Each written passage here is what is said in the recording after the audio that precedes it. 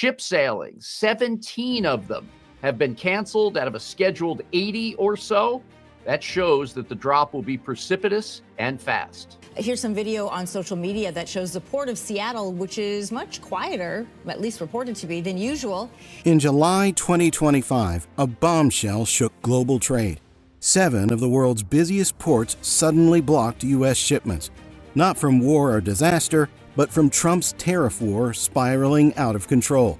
Overnight, auto factories shut down, grocery costs spiked, and Wall Street lost billions in a single week. Economists now warn this standoff could trigger the worst supply chain collapse in modern history. Let's uncover the 7 ports choking America's economy. The Port of Los Angeles is the nation's busiest container gateway, handling roughly 1/3 of all U.S. ocean trade and generating nearly $500 billion in economic activity annually. In May 2025, President Trump's tariffs on Chinese imports surged to 145%, triggering a sharp plunge in arrivals. Vessels dropped about 5%, eliminating about 224,000 TEUs. Dockworker hours were slashed nearly in half, leaving many trade workers without consistent work. Major industries, autos, electronics, retail, scrambled to fill gaps, many shifting to air freight at much higher cost for components like sensors, airbags, and braking systems. Even after a 90-day tariff truce lowered duties to 30%, ports reported only a modest rebound in volume, far from a full recovery. Goldman Sachs trade strategist Laura Chen warned, "We are seeing inflation built into every single container." The Port of LA demonstrates how quickly trade policy changes can disrupt entire supply chains, raising prices, reducing imports, and creating delays across the economy. The Port of Long Beach, paired with Los Angeles, handled about 9.6 million TEUs in 2024, making it one of the nation's busiest ports and a vital engine for auto, electronics, and retail imports. In May 2025, traffic plunged. Port officials projected around a 30% year-over-year drop, erasing approximately 150 containers due to canceled voyages. Ship arrivals and docked vessel counts dropped sharply, tripling blank sailings compared to April, and expecting 60 cancellations through June. Trade experts estimate the ports lost about 400,000 containers collectively on LA and Long Beach routes. Dock workers and truck drivers began losing shifts, mirroring regional employment cuts. The tariff imposed in April raised duties on Chinese goods to 145%, pushing companies like Amazon and Walmart to pause orders and triggering cascading export and import declines. When the tariff truce set rates to 30% for 90 days, the outlook remained weak. Port leadership forecast only modest recovery. Notably, Long Beach CEO Mario Cordero called May a historic downturn, following the strongest April on record.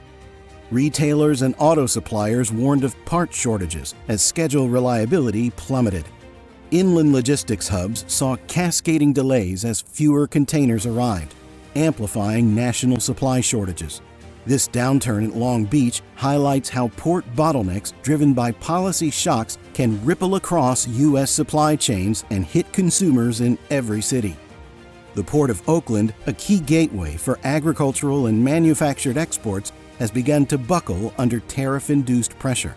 Between April and June 2025, shipping alliances canceled 39 blank sailings, tightening vessel options and reducing overall volume.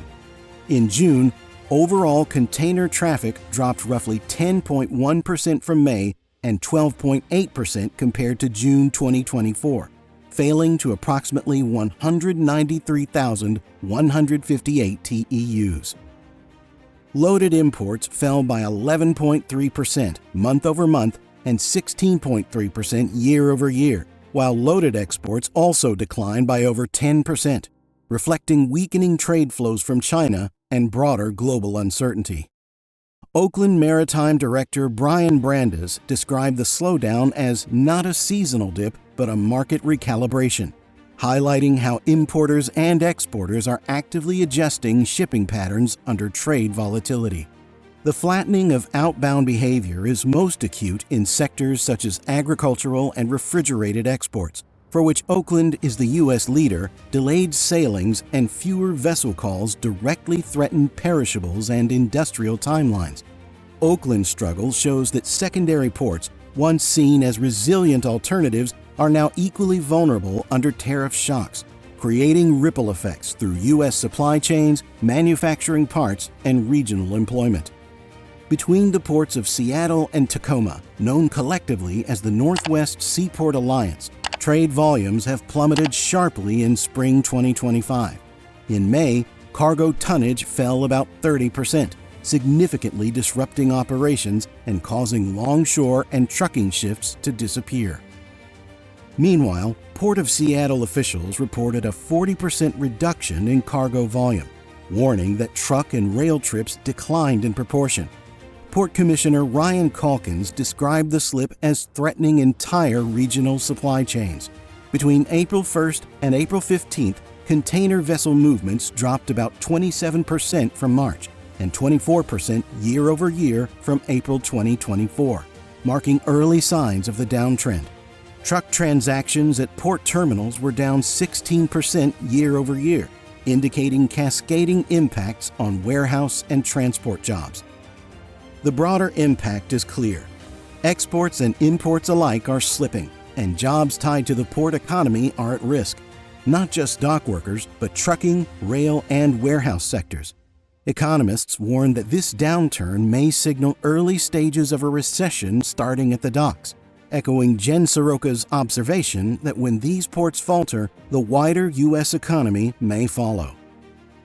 The Port of Savannah wrapped up fiscal year 2025, ending June 30th, 2025, with 5.7 million container units, making it its second busiest year ever, a plus 8.6% increase from fiscal year 2024, mainly driven by retailers front-loading inventory ahead of tariff hikes. That surge peaked in March through May, each surpassing 500,000 TEUs monthly. Specifically, May saw 500,900 TEUs, up 2.2% year-on-year, the port's second busiest May on record.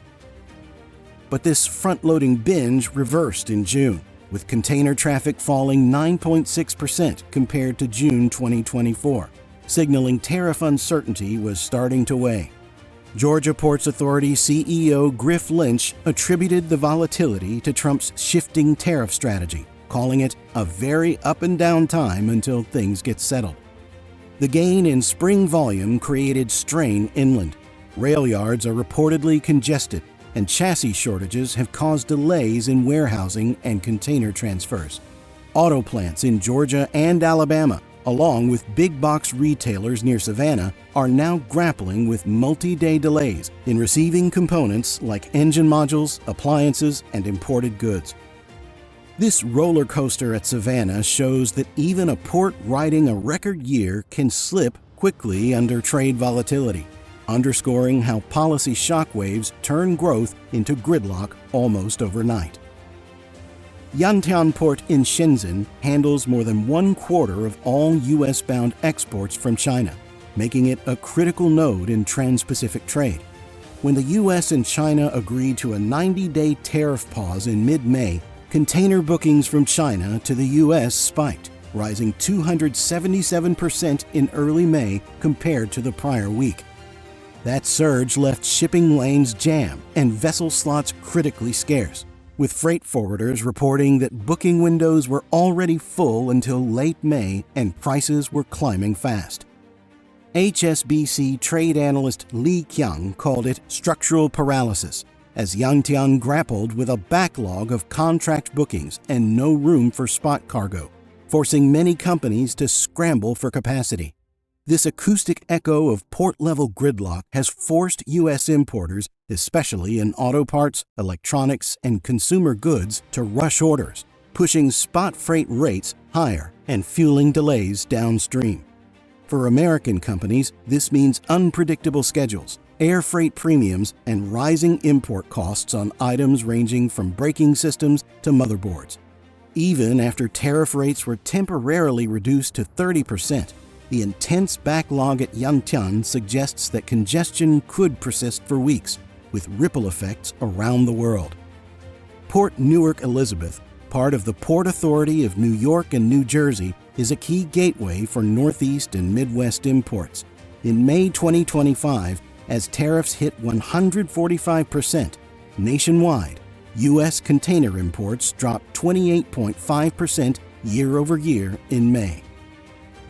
Local logistics firms call it a storm before the calm, as companies rush to unload shipments and brace for leaner volumes after the tariff pause.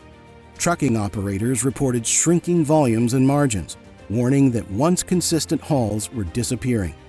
Analysts at Moody's noted that bottlenecks at Newark Elizabeth could push East Coast consumer prices up by 4 to 6% by autumn, especially for auto parts, electronics, and pharmaceuticals. This port proves even well-equipped hubs can turn into checkpoints when trade policy shifts, disrupting distribution, raising costs, and rattling supply chains. From Los Angeles to Shenzhen, these 7 ports show how tariffs have become economic weapons, choking off the arteries of global trade. Blank sailings, rising freight rates, and supply shocks are no longer temporary. They're structural cracks in the system. The U.S. auto sector and everyday consumers are already paying the price. This is not just a shipping slowdown, it's the front line of a global economic meltdown. The question now is whether leaders will steer away from the collapse or accelerate into it. This trade standoff isn't just about ships and tariffs, it's about the future of America's economy and your daily life. Subscribe now and share this video, and let us know in the comments how these disruptions are affecting you.